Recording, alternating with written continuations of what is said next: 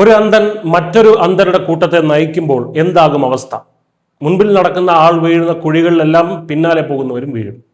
രാഷ്ട്രീയ അന്ധത ബാധിച്ച രാഹുൽ ഗാന്ധിയുടെയും അദ്ദേഹത്തിന്റെ പാർട്ടിക്കാരുടെയും ഇന്നത്തെ അവസ്ഥ ഏതാണ്ട് ഇതുപോലെയാണ്. കോൺഗ്രസ് രാജ്യത്തിന് തന്നെ വലിയൊരു നാണക്കേടായി മാറുകയാണോ? കോൺഗ്രസിന് ഇനിയും എത്രത്തോളം താഴേക്ക് അധപ്പതിക്കാൻ കഴിയും? ഇതിനൊരു അതിരില്ലേ? ദില്ലിയിലെ ഭാരത് മണ്ഡപത്തിൽ നടന്ന ഇമ്പാക്ട് ഉച്ചകോടിയിൽ യൂത്ത് കോൺഗ്രസ് നടത്തിയ ഷർട്ട് ഊരിയുള്ള പ്രതിഷേധമാണ് ഇപ്പോൾ വിവാദമായിരിക്കുന്നത്. വിദേശ പ്രതിനിധികൾക്ക് മുന്നിൽ രാജ്യത്തെ നാണം കെടുത്തുന്ന ഇത്തരം പ്രവർത്തികൾ ഒഴിവാക്കേണ്ടതായിരുന്നു എന്ന് പറഞ്ഞ് രംഗത്ത് വന്നിരിക്കുന്നത് മറ്റാരുമല്ല, കോൺഗ്രസിന്റെ ഇന്ത്യ മുന്നണിയിലെ മുഖ്യ സഖ്യകക്ഷിയായ സമാജ്വാദ് പാർട്ടിയുടെ അധ്യക്ഷൻ അഖിലേഷ് യാദവാണ്.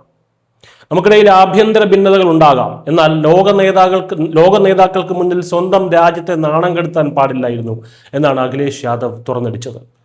സ്വന്തം സഖ്യകക്ഷികൾ പോലും ഇപ്പോൾ കോൺഗ്രസിന്റെ ചെയ്തികളെ ലജ്ജയോടെയാണ് നോക്കിക്കാണുന്നത്. അഖിലേഷ് യാദവിന് പുറമെ YSR കോൺഗ്രസ് അധ്യക്ഷൻ YS ജഗൻമോഹൻ റെഡ്ഡിയും യൂത്ത് കോൺഗ്രസിന്റെ നടപടിയെ രൂക്ഷമായി വിമർശിച്ചു.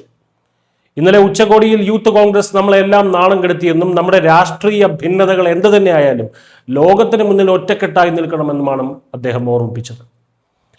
പ്രധാനമന്ത്രി നരേന്ദ്രമോദിക്കെതിരെയുള്ള വാചകങ്ങൾ, മുദ്രാവാക്യങ്ങളൊക്കെ എഴുതിയ ടീഷർട്ടുകൾ വീശിക്കൊണ്ടായിരുന്നു വിദേശ പ്രതിനിധികൾ ഉൾപ്പെടെ പങ്കെടുത്ത വേദിയിൽ കോൺഗ്രസ് പ്രവർത്തകരുടെ ഈ ഒരു അഴിഞ്ഞാട്ടം. സ്വന്തം രാജ്യത്തിന്റെ സൽപ്പേരിനേക്കാൾ വലുതാണോ രാഹുൽ ഗാന്ധിക്കും കൂട്ടർക്കും അവരുടെ ഇടുങ്ങിയ രാഷ്ട്രീയം? അതിലും ലജ്ജാകരം എന്തെന്നാൽ രാജ്യത്തിന് മൊത്തം നാണക്കേടായ ഈ പ്രവൃത്തിയെ ന്യായീകരിക്കാൻ കോൺഗ്രസ് നേതാക്കൾ, അത് മുതിർന്ന നേതാക്കൾ തന്നെ നിർലജ്ജം രംഗത്തെത്തി എന്നതാണ്.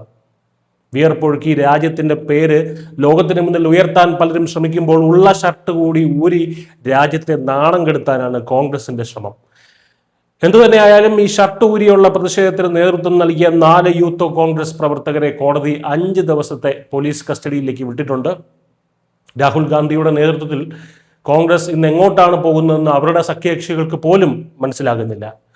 സ്വന്തം രാജ്യത്തെ അപമാനിച്ചുകൊണ്ട് നേടുന്ന എന്ത് രാഷ്ട്രീയ വിജയമാണ് ഇവർ സ്വപ്നം കാണുന്നത്?